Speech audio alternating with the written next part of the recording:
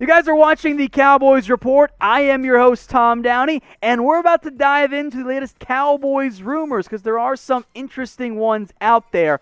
We're going to begin with whether or not the Cowboys are a good football team. Good football team. Thank you, Producer Brett. I'm giving this one star.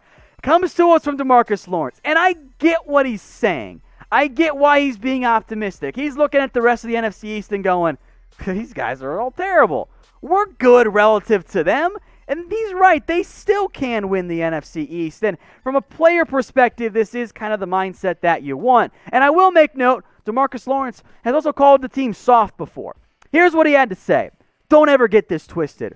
We're a good team. It's all about winning games at the end of the day, but we're a good team. I'll get back to that thought in a second. Seeing how other people are playing and stuff, I don't think we're far behind at all.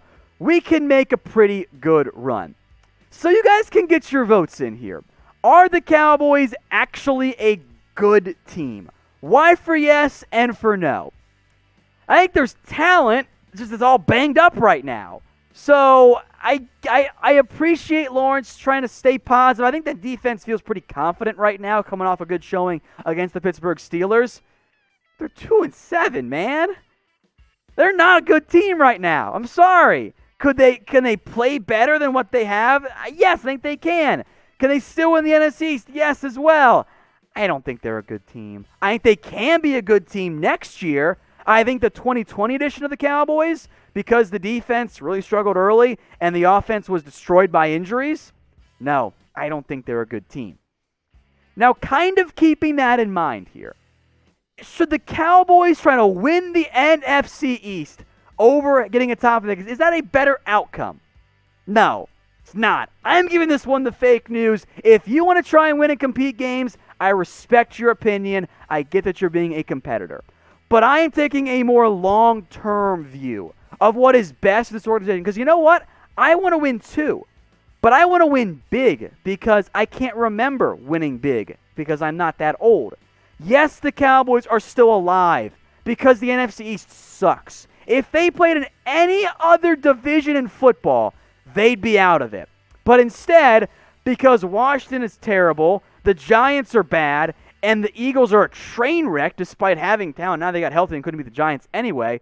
The Cowboys, who are technically still in last place, have a chance to win the NFC East. But you know what?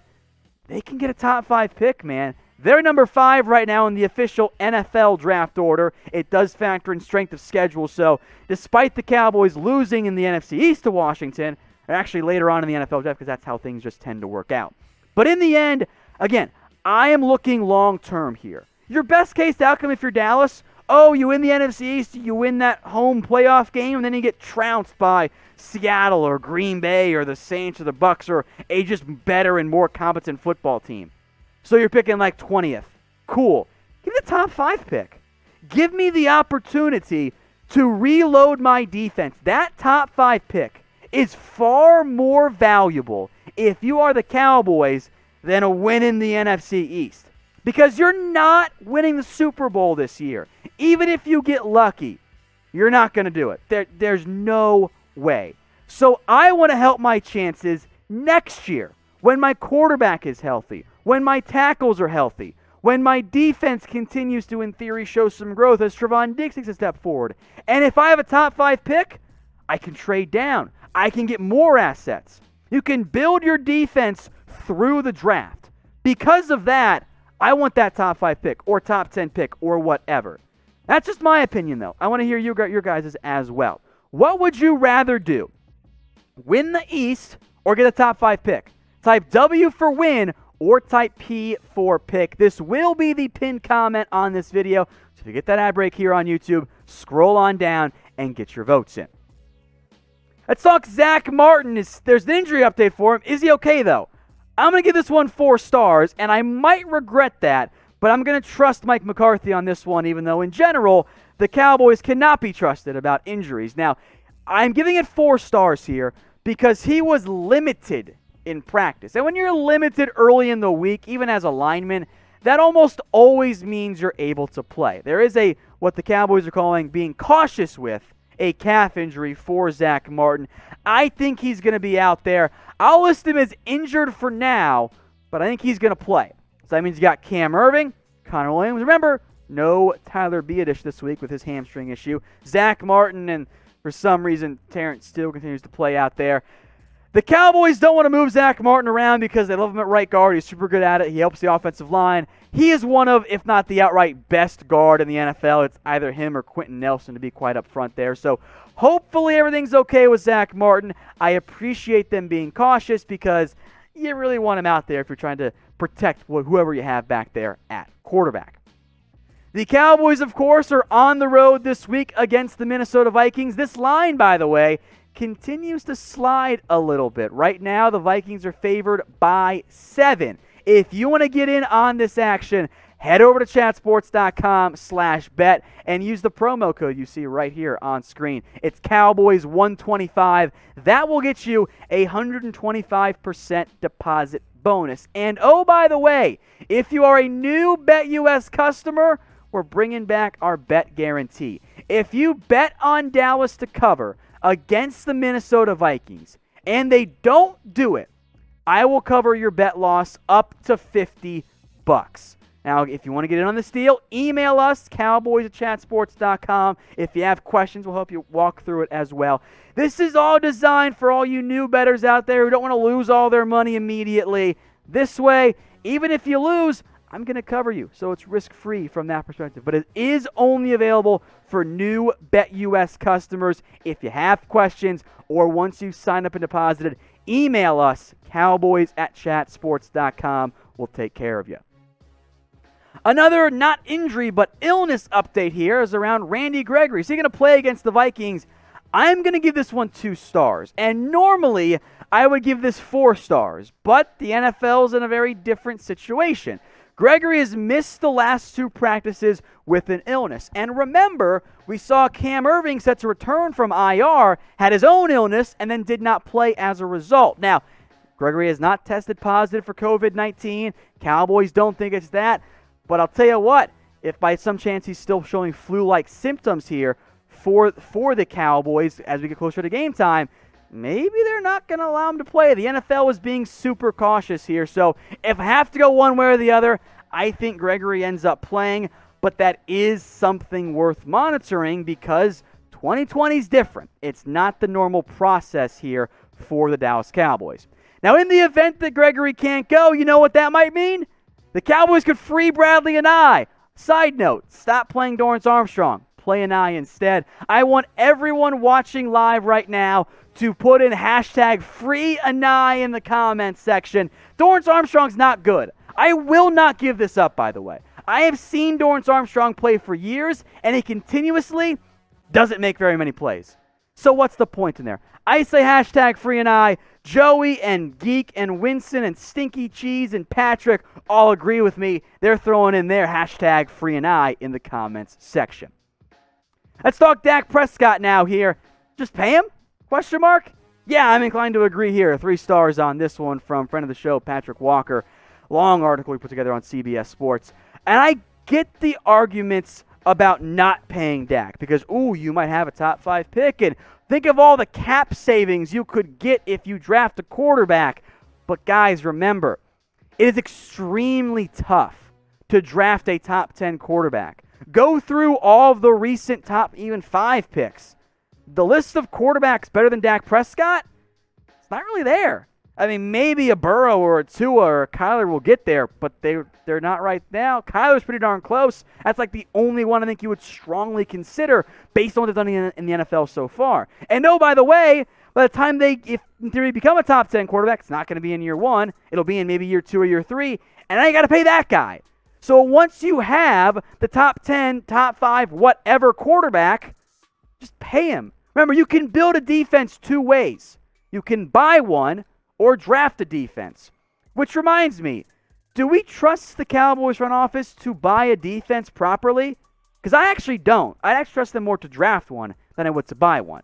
Now, I mentioned top 10, top 5, or whatever. So rank Dak Prescott for me among NFL quarterbacks. Get your votes in there in the comments section. Is he 3 or 5 or 7 or 8 or 9 or 10 or 6 or whatever? Where does Dak Prescott rank among NFL quarterbacks? And I see these votes coming in here right now. I see 2. I see 7. I see an 8. I see a 6. I see a lot of these votes coming in here. I see a 4, another 7, a lot of 7s in there.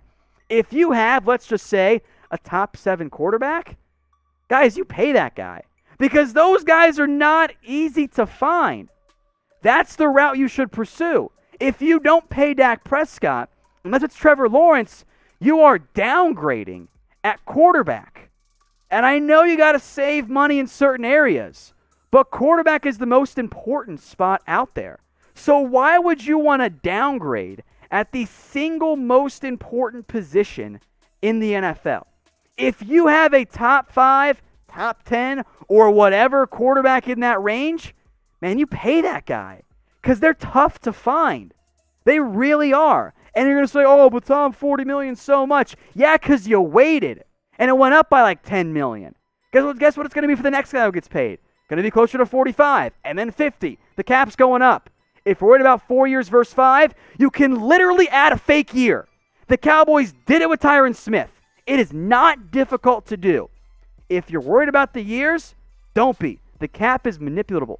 Pay Dak Prescott if that's the route you're going to go. You have a top 10 quarterback. Just keep him. Set yourself up and then figure out everything else later. It's a lot easier to build around a quarterback than it is to build around a Nick Foles or a Mitchell Trubisky, for example. Now, I mentioned building a defense through the draft or paying for one. Is the Cowboys' best path just to take the best defensive player in round 1? I'm going to give this one 3 stars. I do think it is the better of the paths, but you can make arguments for other options here. Now, ESPN's Todd Archer said just take the best defensive player on the board, and I get it, man. The Cowboys are in desperate, obvious, clear-cut need of defensive help at at every single level. And they might be in position to take the very first non-quarterback off the board. However, you also might be in a situation where the best player on the board isn't a defender. There is a very real chance that it ends up being Penei Sewell out of Oregon. And when I do my big boards, I don't factor in positional value. I don't factor in individual team needs. I'm trying to build for all 32 teams. Penei Sewell, I think, is going to be a franchise left tackle. Now, some people want to play him at guard. Okay, I get it. You can make a very strong argument for Penei Sewell, and I wouldn't necessarily hate that pick. However, I do need to figure out what my path is going to be to getting him on the field next year. Because if I'm spending, let's say, a top 5 pick on him, he has to start. And are you going to take Sewell and then trade away Tyron Smith? Okay, that's fine. What are you getting back for Tyron? Also, you didn't get better at left tackle. Maybe you stay the same.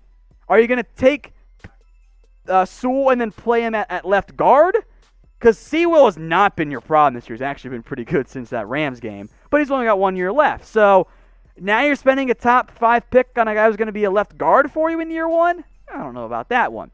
I think in terms of needs, which do matter in the draft, looking at defense, man, I mean, you got needs at almost every single spot. Yeah, you got Tyrone Crawford and Neville Gallimore and Tristan Hill, Antoine Woods. I mean, there are no guys in round 1, so okay. If you bring back Aldon Smith, you're probably fine at defensive end, but you're also looking to potentially move on from Jalen Smith at linebacker.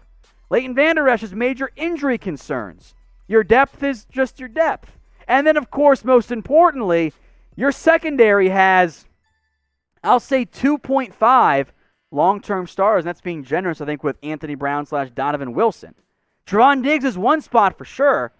I think defense is the route that you should be going if, of course, regardless, I should say, you trade down first and foremost. So get your votes in here. Who do you want the Dallas Cowboys draft? I think Penei Sewell is a fine answer. You build the offensive line. I get it. It's worked before. But I think defensively, that's the area you want to go. And one of the reasons why I'm so on board with trading down is that your top defensive players, let's say you're picking at 4, these guys aren't really worth that number 4 overall pick. And think about it this way. You can make a real argument that Gregory Rousseau, Micah Parsons, and Caleb Farley are the 3 best defensive players in this year's draft class. And none of them played football this year. They all opted out. That's very unusual. And Rousseau, normally you're looking for a tackle or an edge or a quarterback early. I don't know if Rousseau, great production. He's a little bit raw still. I like Micah Parsons, but are you going to go off-ball linebacker in the top 5? I like Patrick Surtain too. I could get Farley or Surtain by trading down. That is why I want to go defense after I trade down, assuming, of course, I get that top 5 pick.